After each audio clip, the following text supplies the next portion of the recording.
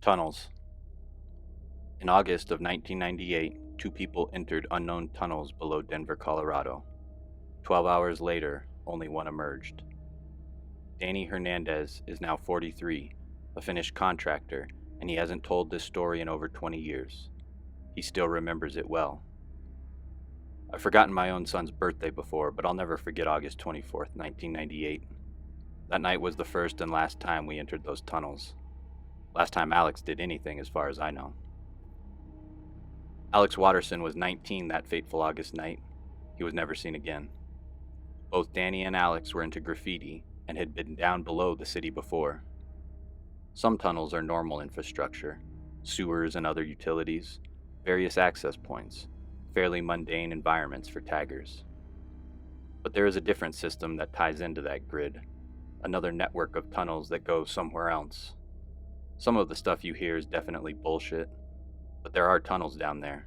I've been inside them. They're so big you could drive a truck through them, and we weren't alone down there.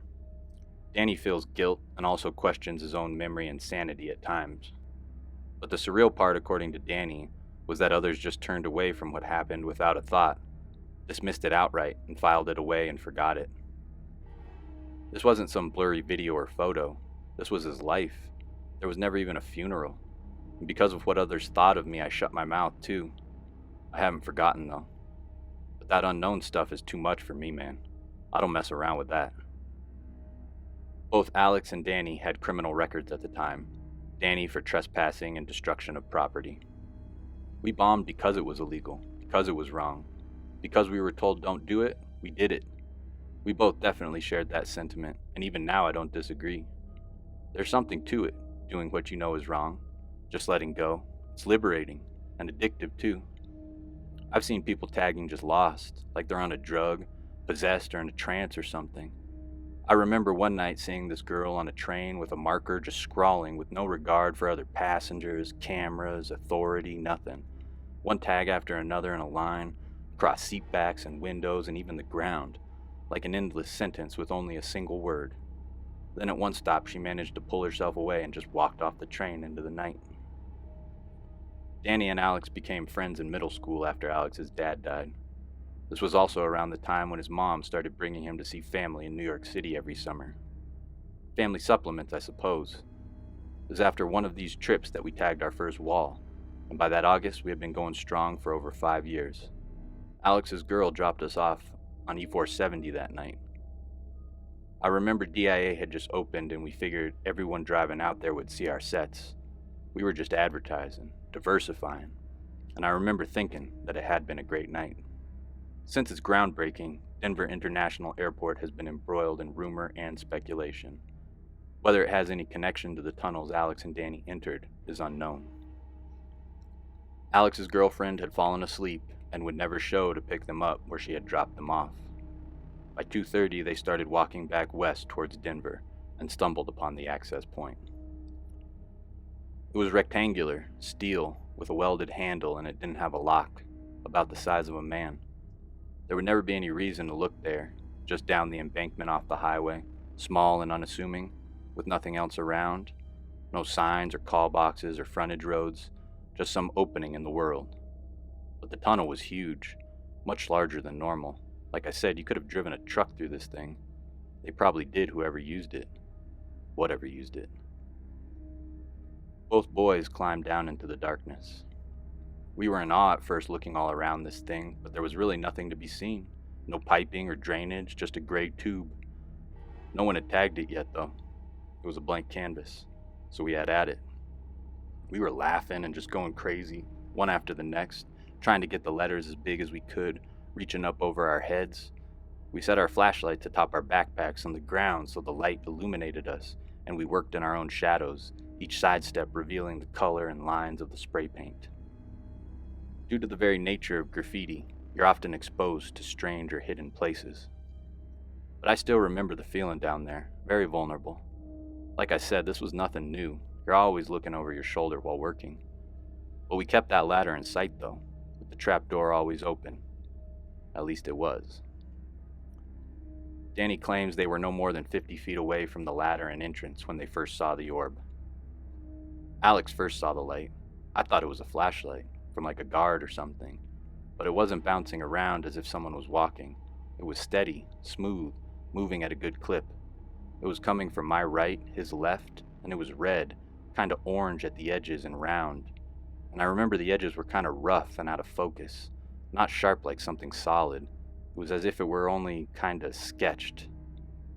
The orb traveled an estimated 500 feet before reaching the boys. According to Danny, it seemed to morph in size from small, about the size of a grapefruit, to nearly as big as we were, almost like it was sizing us up or something.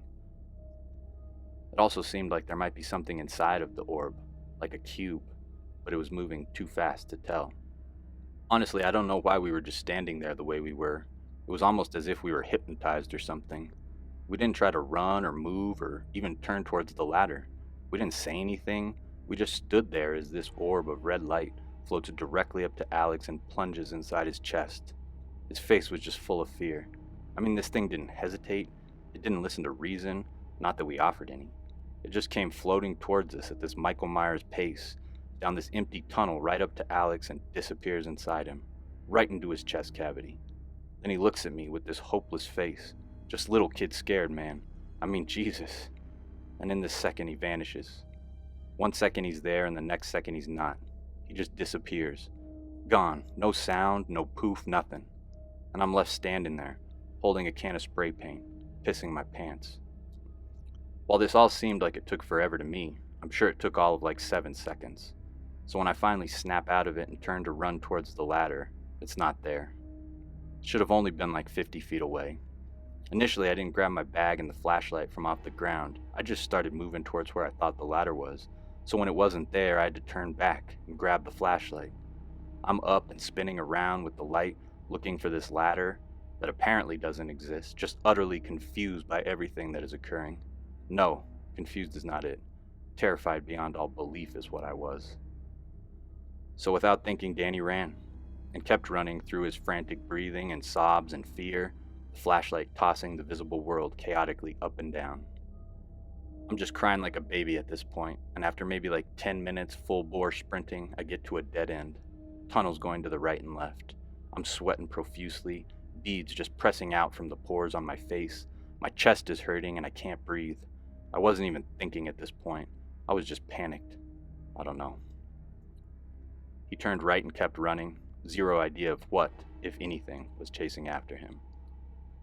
This tunnel is big, remember, and as I'm running, I'm trying to look over my shoulder and shine the light behind me and in front of me, everywhere, because where my light isn't, it's black.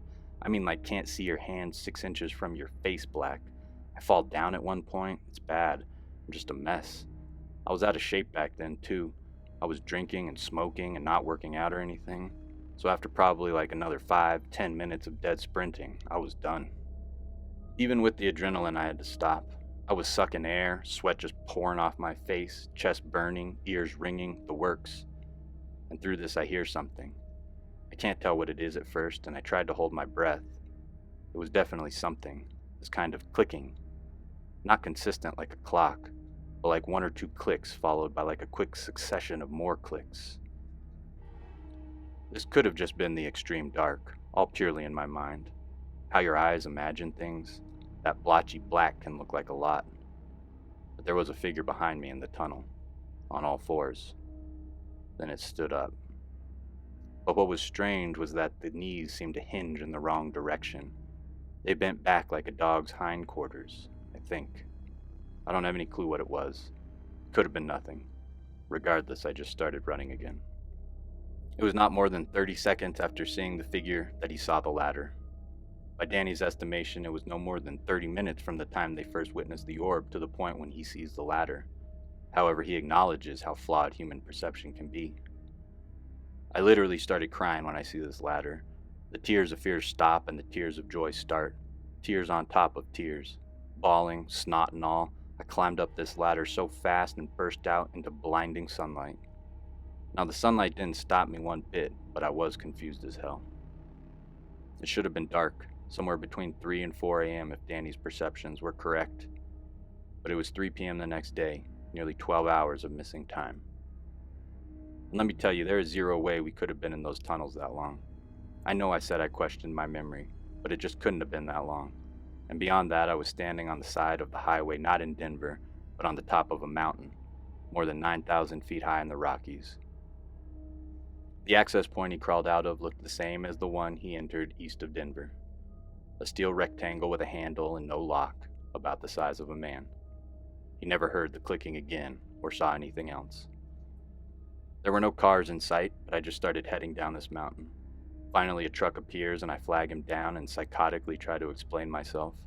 I'm surprised he didn't shoot me on the spot on general principle. I end up being kind of west of Colorado Springs, like 80 miles away from where we started. Don't ask me how. There are no official records that could be found filed on or around August 24th, 1998, in either Colorado Springs or Denver by Daniel Hernandez. The cops clearly didn't believe me, but really I'd done nothing wrong, so they basically just let me use the phone and kind of ushered me out the door. Move along, sir. Go back where you came from now, please. My mom had to come collect me. In Denver, I even took the cops to the access point, but same thing, nothing. They threatened to prosecute me for the tags. Alex's family was beside themselves and thought I killed him. I eventually just stopped telling the story, and we all tried to forget about it, I guess. I haven't spoken with anyone from that time in years now. Haven't tagged a wall either. Danny claims he only returned to the access point outside of Denver one other time, a year to the day after Alex disappeared. It wasn't there anymore.